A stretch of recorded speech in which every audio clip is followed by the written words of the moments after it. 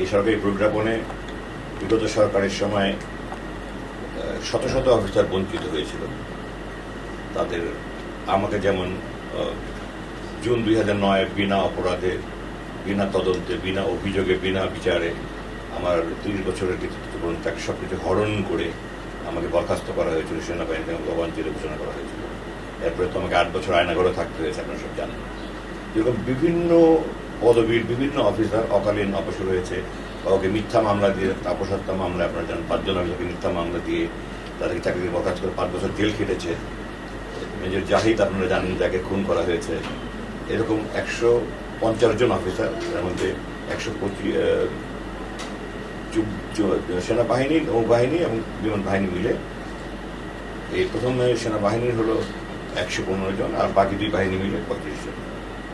এই বঞ্চিত অফিসারদের দীর্ঘদিনের এই বঞ্চনা, কাউকে বরখাস্ত করেছে, কাউকে জেলে দিয়েছে, তাকে নিয়ে নির্যাতন করেছেন। আপনারা জানেন কর্নেল হাসিনুর রহমান যখন এই নতুন অর্ডারে সেই ব্রিগেডিয়ার জেনারেলে পদোন্নতিপ্রাপ্ত। আপনারা জানেন মেজর মহসিন, যিনি সেনাকুঞ্জ ঘটনার পরে ওনাকে বরখাস্ত করে, অপহরণ করে ওনাকে চরম নির্যাতন করা হয়েছিল। এই ধরনের অনেক অফিসার বিগত সময় বঞ্চিত হয়েছিলেন, এবং এই বঞ্চিত হওয়া যারা ছিল তাদেরকে নিয়ে সরকার একটা কমিটি করেছিলেন, একদম লেফটেন্যান্ট জেনারেলের নেতৃত্বে একটা কমিটি। তারা বিভিন্ন পর্যালোচনা করে সরকারি আদেশ বের হয়েছে 3 দিন আগে, যেটাতে এই অফিসারদেরকে বিভিন্ন জনকে পদোন্নতি দেওয়া হয়েছে, একটা র্যাঙ্ক দেওয়া হয়েছে, 2টা র্যাঙ্ক দেওয়া হয়েছে। কাউকে চাকরিতে পুনর্বহালের জন্য আপনার সরকারি অথবা স্বায়ত্তশাসিত যে কোনো প্রতিষ্ঠানে তাদেরকে পদায়নের জন্য সুপারিশ করা হয়েছে, কাউকে আর্থিক সুবিধা দেওয়া হয়েছে। তো সেই হিসাবে আমি এটার জন্য প্রথমে আল্লাহ শুকরিয়া জানাই, তারপরে বর্তমান সরকারের মহামান্য রাষ্ট্রপতি, মাননীয় প্রধানমন্ত্রী, 3 বাহিনী প্রধান এবং প্রধানমন্ত্রী যিনি সামরিক উপদেষ্টা আছে, সবাই এটার জন্য শুকরিয়া জ্ঞাপন করছি সবার কাছে।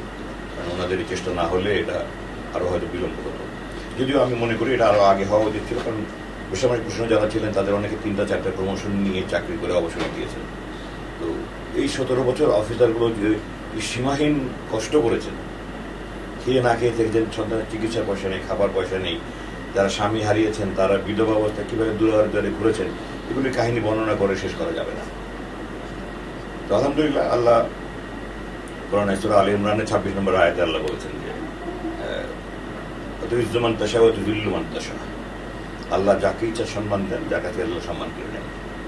তো আমাকে বরখাস্ত করে 8 বছর আয়না করে আটকে রেখে তারপরে আজকে আল্লাহ আমাকে সব ফিরে দিয়েছে।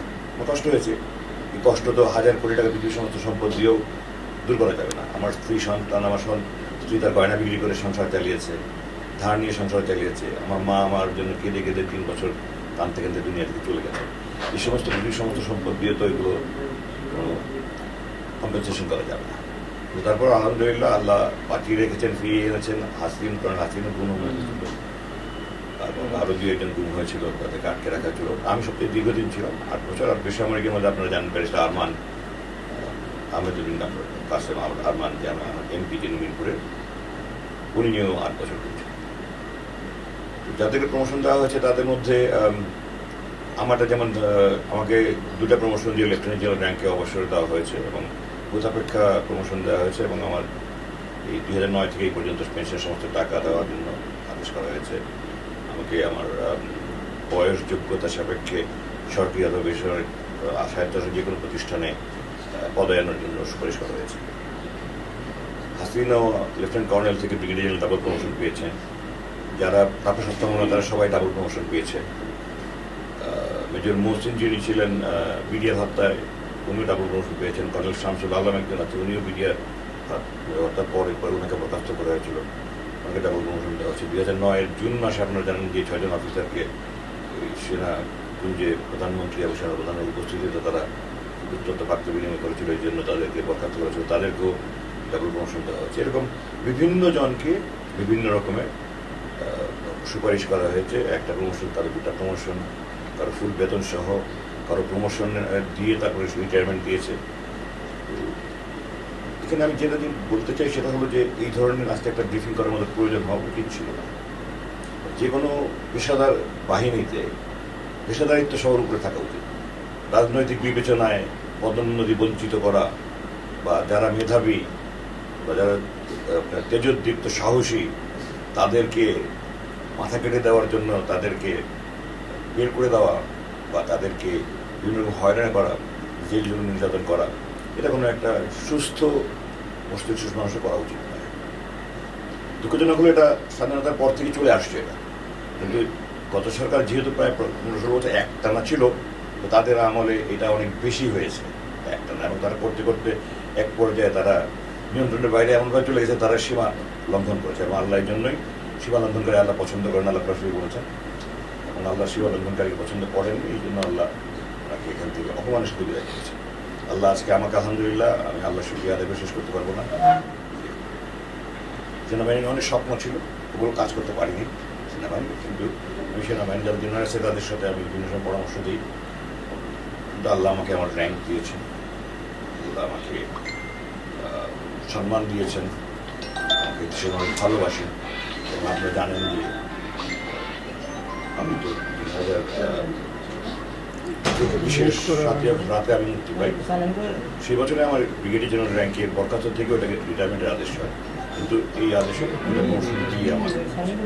তো আমি আশা করবো যে যারাই ভবিষ্যতে সরকার থাকে না কেন, শুধু 3 বাহিনী নয়, যে কোনো বাহিনী এবং যে কোনো প্রশাসন, এখানে পেশাদারিত্ব সবার উপরে প্রাধান্য পাওয়া উচিত। যোগ্যতা, দক্ষতা, পেশাদারিত্ব, এখানে যদি রাজনৈতিক বিবেচনা আসে তাহলে দেখা যায় যে অনেক অযোগ্য অদক্ষ লোক শুধুমাত্র চাটুকারিতার মাধ্যমে তারা উপরে উঠে এবং তারা দেশের জন্য কল্যাণকর কিছু বয়ে আনে।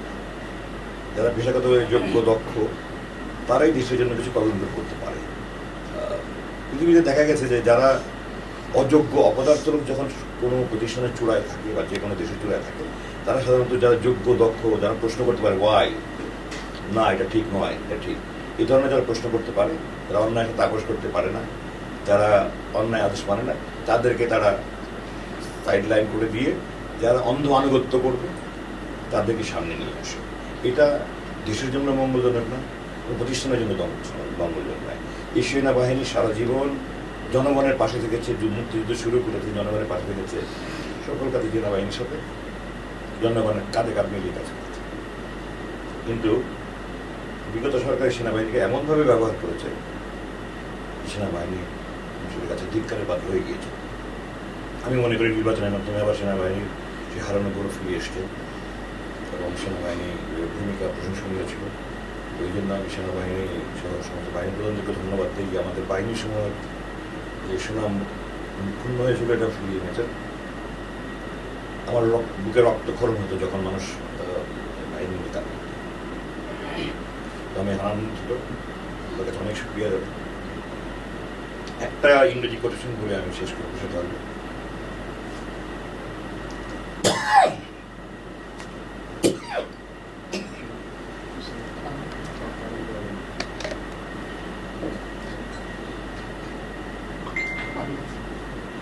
পানি লাগবে।